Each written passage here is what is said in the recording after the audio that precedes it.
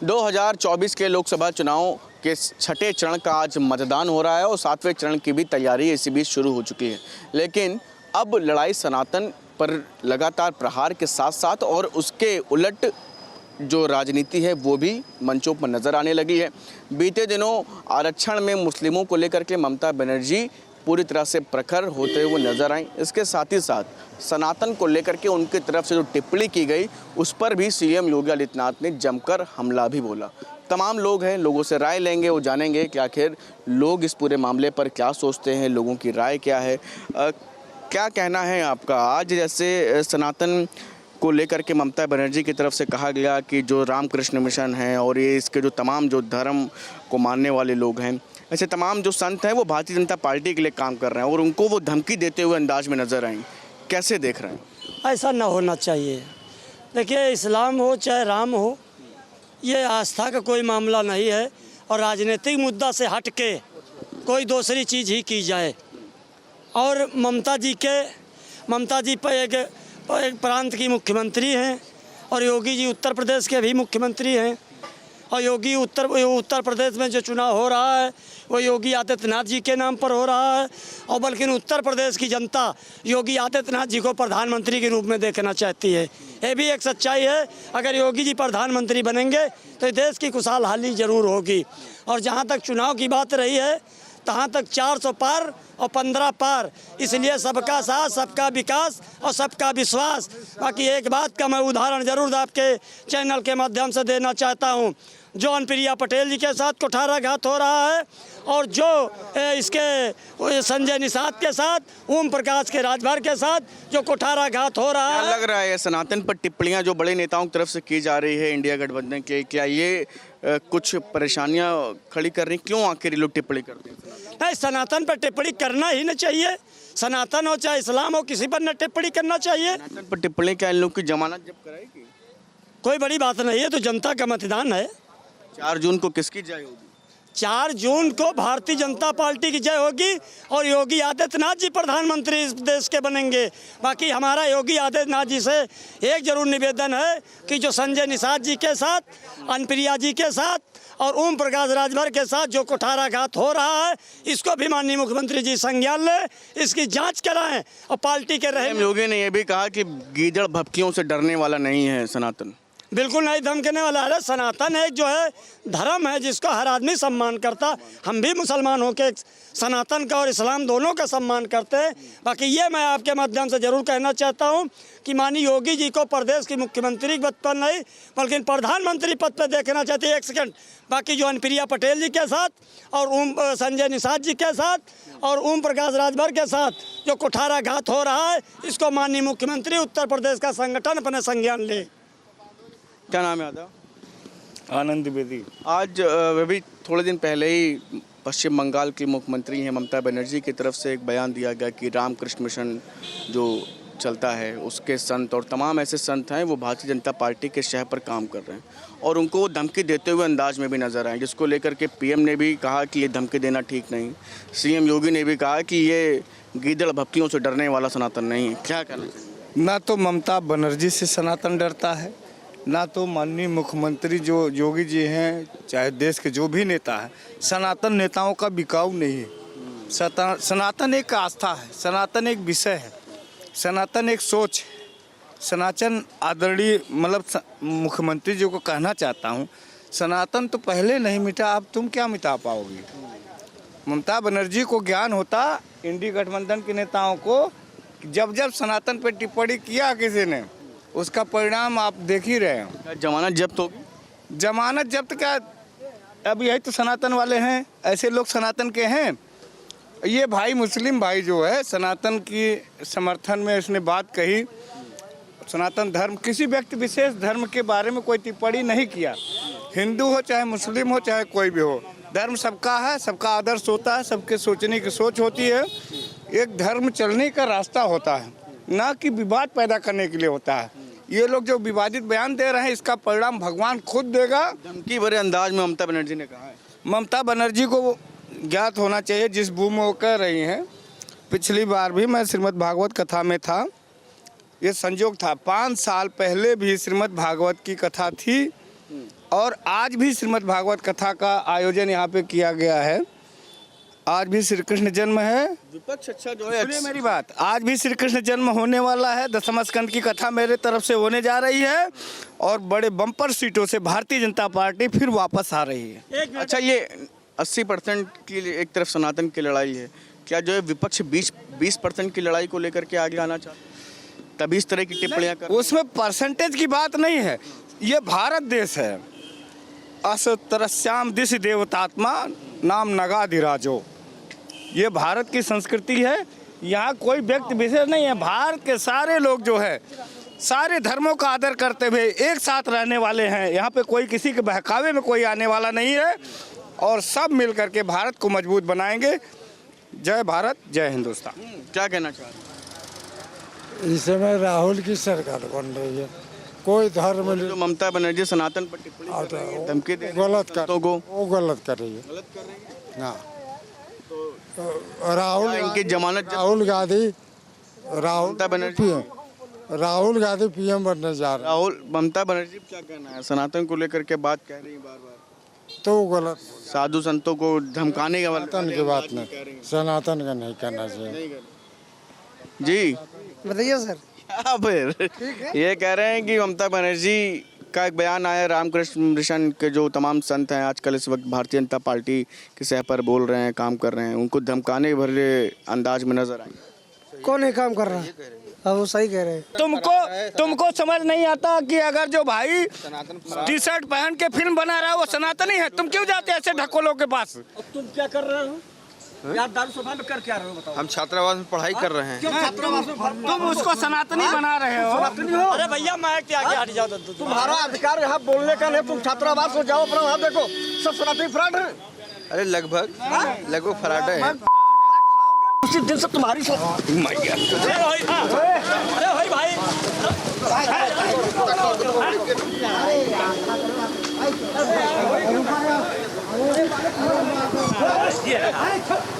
दंगल का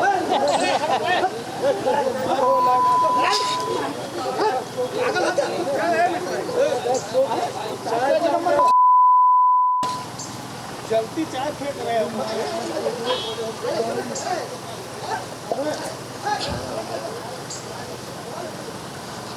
तो ये आप देख सकते हैं कि यहाँ पर आपसी विवाद तमाम लोगों के बीच में हो गया। इस वजह से आज यही जनता की राय निकल करके सामने आए कि लोग नहीं चाहते कि जो है इस तरह की टिप्पणियाँ की जाएं। फिलहाल 4 जून को तय होगा कि जनता किसके पक्ष में है। सनातन संस्थाओं को धमकी, जमानत जब्त कराएगी सबकी। नमस्कार, न्यूज़ स्टेट उत्तर प्रदेश उत्तराखंड देख रहे हैं आप। मैं आपके साथ सैयद उवैस अली। फिलहाल हम डुमरिया गंज लोकसभा सीट पर मौजूद हैं और यहाँ से लोगों का मूड भांपने का प्रयास करते हैं कि लोकसभा चुनाव 2024 में ख़ासतौर से आज छठे चरण में जिस तरह से डुमरियागंज लोकसभा सीट पर मतदान हो रहा है, तो उनकी क्या राय है, किन किन मुद्दों को लेकर के उन्होंने अपना वोट डाला है और क्या वो सोचते हैं। आखिरकार जिस तरह से लगातार विपक्ष का सनातन पर प्रभार रहा है और उन्होंने प्रहार किया है, उस प्रभाव और प्रहार पर क्या सोचती है यहाँ की जनता, क्या है उनके मन में, उसको लेकर के तमाम चर्चा करने के लिए कुछ लोग हमारे साथ, उनसे बातचीत करते हैं। सर, सनातन को धमकी, जमानत जब्त कराएगी सबकी, क्या मानते हैं? जब मेरा देश 600 साल मुग़लों का गुलाम रहा और 200 साल से ऊपर अंग्रेज़ों का गुलाम रहा, तब हमारा सनातन धर्म नहीं समाप्त हुआ और आज भी हमारा सनातन धर्म है और आगे भी रहेगा। और यहाँ कोई है नहीं हमारे सामने, हमारे भाजपा के सामने। और निश्चित रूप से हमारे मोदी योगी जी और हमारे पार्टी के नेताओं ने जो कहा है कि 400 पार, निश्चित रूप से हम 400 से पार रहेंगे। और सनातन धर्म बहुत ही पुराना धर्म है, उसको किसी को समाप्त करने की किसी की हैसियत नहीं है। भारत माता की। लगातार जिस तरीके से लोग कह रहे हैं विपक्ष के कि अगर भाजपा की इस बार सरकार है, संविधान बदल देंगे, ऐसा कुछ नहीं है। ऐसा जो लोग कह रहे हैं वो सब लोगों को भ्रमित कर रहे हैं। जो हमारा संविधान पहले से लागू है उसको और मजबूत करने का प्रयास हमारे नेता कर रहे हैं और ये विपक्ष के लोग उसको भ्रमित करने का पूरा प्रयास कर रहे हैं। किसकी होगी जय? 400 पार होगी, मोदी की सरकार होगी। इतना बड़ा दावा कैसे? दावा है ना, हमने काम किया, धरातल पे काम किया है, मोदी योगी ने काम किया है। स्थानीय स्तर पे हमारे नगर पालिका अध्यक्ष ने काम किया, सारे लोगों ने काम किया, इसलिए हमें पूरा विश्वास हम 400 के पार होंगे। प्रदेश में 80 सीटें, 80 में 80 आएगी हमारी। 4 जून को किसकी जय मान रहे हैं आप? मोदी जी की जय मान रहे हैं, क्योंकि उन्होंने विकास किया है, गरीबों की सुनवाई की है। जिस महिलाओं के पास गैस नहीं था, चूल्हा फूंक फूंक के उनकी आँख खराब हो जा रही थी, उनकी आँख खराब हो रही थी, मोदी जी ने, योगी जी ने उन्हें गैस सिलेंडर दिया, 5 लाख का जो है उन्होंने दवा का पैसा दे दिया। उसके बाद जिसके पास रहने का मकान नहीं था उन्होंने मकान दे दिया। इस विकास में हम लोगों ने मोदी जी को वोट किया है और 400 पार उनका होगा, इसमें 2 राय की बात नहीं है कि नहीं होगा। और जो उट्टू पुट्टू आए हुए हैं वो तो भूजे के तरीके से उड़ जाएंगे। किराए चट्टू पे जो घुमा रहे हैं सबको, ये बेकार है। ये मोदी जी उनको 24 में आने दीजिए, 11 को शपथ ग्रहण करने दीजिए, फिर उनको देखिए। गरीबों के साथ उन्होंने भलाई किया है। 80% जो सनातन की लड़ाई है साकार हो जाएगी। साकार उन्हीं की विजय है। राम आ गए, हमारे बाप दादों ने 500 वर्षों पर पहले कुछ भी नहीं कर पाए थे, लेकिन जो मोदी योगी जी ने लाके भगवान राम को उद्धार कर दिया, उनका एहसान हम भूल जाएंगे। कुछ और लोगों से बातचीत करते हैं। खत्म होगा सत्ता का सेमीफाइनल, 4 तारीख को सनातन की विजय होगी। कैसे? मतदाता के रुझान से। क्या रुझान मतदाता होगा? मतदाता दे रहे हैं, भाजपा को वोट दे रहे हैं, इस नाते 4 तारीख को सनातन की विजय होगी। माना जा सकता है, जिस तरह आप कह रहे हैं कि 4 तारीख को विजय होगी, विपक्ष को किस निगाह से देखते हैं आप? विपक्ष तो बहुत पीछे है। कितने पीछे? एनडीए का कहीं पता नहीं है कहाँ है वो। 4 जून के पहले से पता चल गया है, 4 जून को फिर सेमीफाइनल हो जाएगा कि वो। देखिए, कुछ और लोगों से बातचीत करने का प्रयास करते हैं। भैया, क्या नाम है आपका? प्रिंस अकबरी। ये बताइए, क्या सनातन और योगी मिलकर कमल खिला पाएंगे? जी हाँ, बहुत अच्छी तरीके से खिला पाएंगे कमल, इसमें कोई 2 राय नहीं है। भाई, वो भारतीय जनता पार्टी और मोदी योगी जी ने जो धरातल पर काम किया है, उसी की वजह से आज 400 पार दिखेगा। और ये तो 4 तारीख को ही पता चलेगा। 4 तारीख को ही। डुमरियागंज की अगर बात की जाए, किसकी फाइट मानते हैं आप?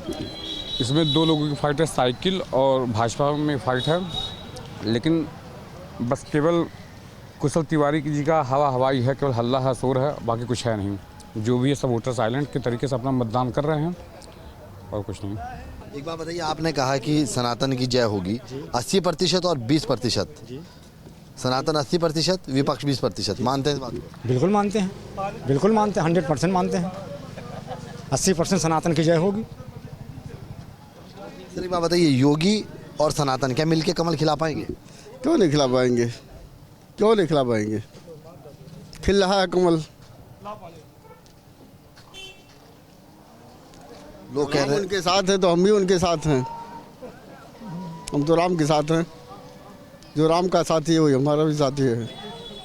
विपक्ष बड़े प्रभाव और के साथ में प्रहार करता है सनातन को लेकर के, क्या कहेंगे आप? जो जैसा विचार हो, जिसका जैसा विचार होता है, जिसका जैसा विचार हो करता है। 80% सनातन, 20% विपक्ष। माना जाए कि जो ये फाइट है 4 जून को जो इसका नतीजा होगा वो क्या होगा? ठीक होगा। ठीक है, ठीक होगा, बढ़िया होगा, बेहतर होगा।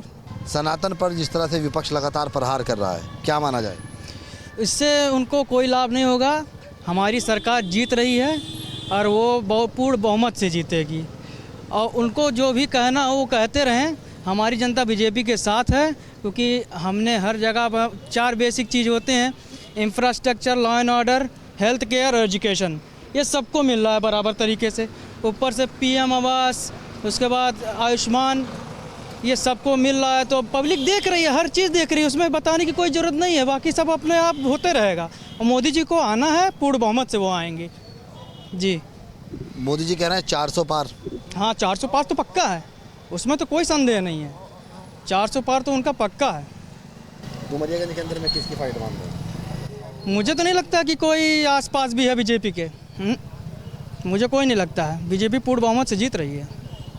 क्या नाम है आपका? सिराज अहमद। एक बात बताइए, क्या माना जाए कि 4 को जो जय होगी वो किसकी तय होगी? अब तो रिजल्ट आने के बाद ही समय पता चलेगा ना। कुछ और लोगों से यहाँ पे बातचीत करने का प्रयास करते हैं कि आखिरकार क्या उनके मन में है और क्या सोचते हैं सनातन को लेकर के। जिस तरह लगातार जो प्रहार की बात की जा रही है, विपक्ष लगातार प्रहार करता है, उसको लेकर के क्या सनातन सरकार बना पाएगा, नहीं बना पाएगा? क्या सनातन और योगी मिलकर कमल खिला पाएंगे? सनातन और योगी मिलकर कमल खिला पाएंगे? जी बिल्कुल खिला पाएंगे, क्योंकि मोदी जी का जो ध्येय है सबका साथ सबका विकास जो है उनका नारा है, उस हिसाब से जो है बिल्कुल कमल खिला पाएंगे। और जो एक र्यूमर फैला हुआ है कि नहीं ब्राह्मण और ये यादव, ये सारा समीकरण बिल्कुल काम नहीं करेगा। जो है अंत में यही होगा कि मोदी जी आएंगे और उन्हीं की सरकार बन रही है। 400 अब की बार 400 पार मोदी जी का नारा है और इससे हम लोग जीत रहे हैं। लोग कहते हैं कि क्या नाम है 400 पार का जो नारा है वो मोदी जी बौखला के दे रहे हैं। नहीं, ऐसा कुछ नहीं है, बिल्कुल ऐसा कुछ नहीं है, क्योंकि मोदी जी प्रचंड बहुमत से जीत रहे हैं। और ये एक देखिए, एक छोटे पायदान से जो होता है और बड़े पायदान तक जो है, और छोटे बड़े सारे लोगों को मिला करके जो है जो नारा उन्होंने दिया है अब की बार 400 पार, तो वो कामयाब होगा। बीजेपी को जो नतीजा आएगा वो क्या, उससे क्या लगेगा? पिछली बार से तो अच्छा रिजल्ट नहीं आने वाला है मोदी जी के लिए। कुछ सीटें इनकी घटेंगी और यहाँ का खुद का पर्सनल सीट घटेगा यहाँ का। और देखिए, इस बार का चुनाव चाहे किसी भी समुदाय को लेकर ले लीजिए, वो इस बार बेरोजगारी पे, महंगाई पे, उसके बाद बहुत से ऐसे मुद्दे हैं कि अभी अमरपाल जी को देख रहे हैं, इस बार उनका पोजीशन बहुत डाउन चल रहा है। क्योंकि कहीं ना कहीं देखिए, यहाँ पे जो समाजवादी पार्टी की तरफ से जो प्रत्याशी यहाँ पे उतरे हुए हैं, कुशल तिवारी जी, बहुत ही अच्छा यहाँ पे दबदबा बना के रखे हैं। और रही बात 400 का पार, हम खुद कहते हैं 600 पार, तो ये सब फालतू की बातें हैं। इन सब लफाजी बातों को हमको नहीं जाना चाहिए। हमको देखना है, टारगेट करना कि हमारे लिए करता क्या है कोई। और मैंने देखा कि बहुत से ऐसे नेता आए और चले गए पानी पी के, और आज के टाइम पे ये भी जाने वाले हैं। खैर, इनके चेहरे पे माननीय पाल साहब के चेहरे पे 12 बज गया है, ठीक है, वो जाने वाले हैं, उनकी विदाई अंतिम ये है। उसके साथ साथ मोदी भी जाएंगे और जाएंगे बढ़िया से जाएंगे, क्योंकि आज के टाइम पर देख रहे हैं हम राशन की दुकान के सामने खड़े हुए हैं। जब राशन लेने जाइए तो क्या पता चलता है कि